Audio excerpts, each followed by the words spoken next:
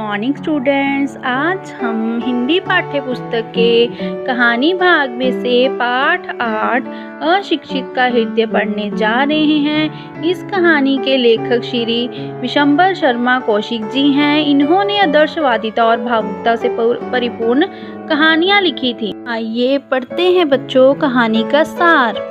अशिक्षित का हृदय कहानी के लेखक श्री विशंबर नाथ शर्मा कौशिक जी हैं। इस कहानी में लेखक ने एक अशिक्षित ग्रामीण के हृदय में निहित सच्चे प्रेम की झलक प्रस्तुत की है। मनोहर सिंह नाम का एक ग्रामीण व्यक्ति था। उसने अपना यौवन काल फौज में व्यतीत किया था। अब वह अकेला रहता था। गांव में दूर के एक दो रिश्तेदार अवश्य थे, उन्हीं के यहाँ अपना भोजन बना लेता था। उसका कहीं आना जाना नहीं था। अपने टूटे फूटे मकान में रहता था और ईश्वर भजन किया करता था। एक वर्ष पूर्व उसके मन में खेती कराने की इच्छा पैदा हुई थी। अंततः उसने ठाकुर शिवपाल सिंह से कुछ भूमि लगान पर लेकर खेती कराई भी थी, पर वर्षा न होने के कारण कुछ पैदावार न हुई। ठाकुर शिवपाल सिंह को लगान ना दिया जा सका। उसे जो सरकार से पेंशन मिलती थी वे उस पे खर्च हो जाती थी। अंततः कुछ बचत ना थी। ठाकुर शिवपाल सिंह ऋण की रकम वापस लेने में कुछ कठोर होया जा करता था। अंत में जब ठाकुर साहब को लगान ना मिला तो उन्होंने मनोहर सिंह का नीम का पेड़ गिरवी रख लिया। मनोहर सिंह की झोंपड़ी के द्वार पर लगा यह पेड़ बहुत पुराना था। सबसे बड़ी बात तो ये थी कि इसे मनोहर सिंह के पिता ने लगवाया था। एक दिन ठाकुर शिवपाल सिंह अपना ऋण वापस लेने के लिए मनोहर सिंह के द्वार पर आ पहुंचा। मनोहर सिंह ने विनम्र भाव से कहा कि अभी रुपये उसके पास नहीं थे। फिर रुपयों को कोई खतरा नहीं था क्योंकि उसका नीम का पेड़ गिरवी रखा हुआ था।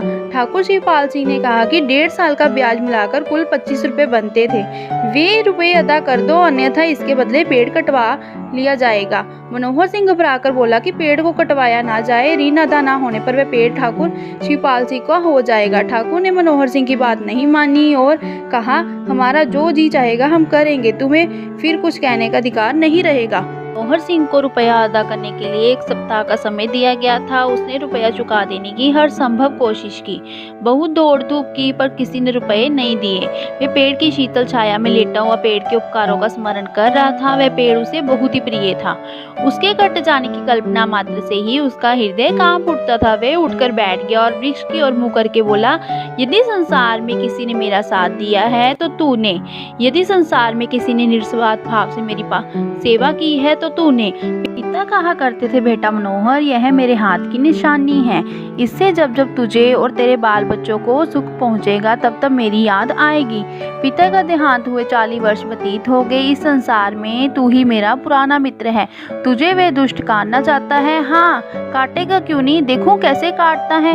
मनोहर सिंह अपने विचारों में डूबा हुआ बड़बड़ा ही रहा था। उसी समय तेजा नाम का एक 15-16 वर्ष का लड़का आया। उसने आते ही मनोहर से पूछा कि वे किससे बातें कर रहा था।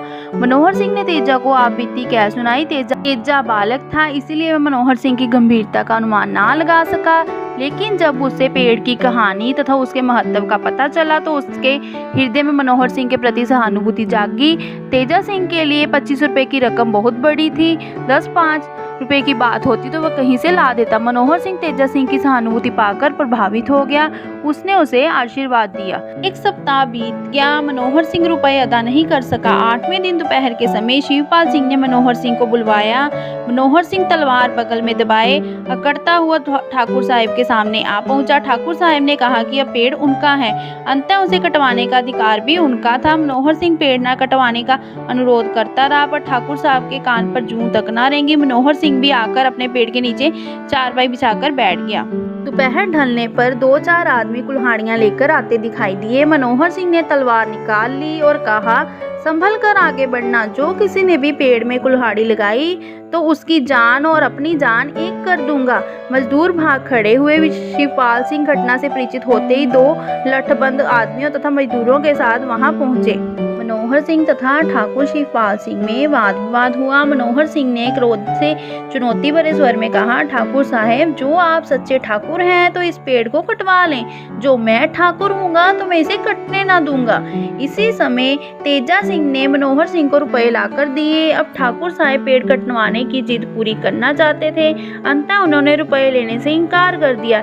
इसी बीच गाँव के लोग इकट्ठे हो गए। गाँव के लोगों के साथ तेजा सिंह का पिता भी आया था। जब उसे पता चला कि रुपए तेजा सिंह ने दिए थे तो वे रुपए चुरा कर लाया था। मनोहर सिंह ने अपने रुपए लुटा दिए। शिवपाल सिंह को पता लग गया था कि मनोहर सिंह रुपए नहीं दे सकता। अंततः उन्होंने कहा कि अगर मनोहर सिंह रुपए अभी दे दे तो वह स्वीकार कर लेंगे।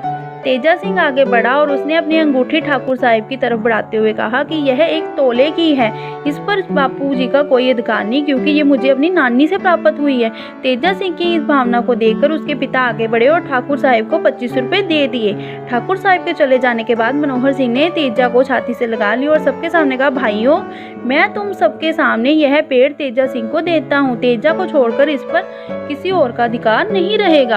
आज हमने प्यारे बच्चों कहानी भाग में से अशिक्षित का हृदय कहानी पढ़ी है। धन्यवाद प्यारे बच्चों।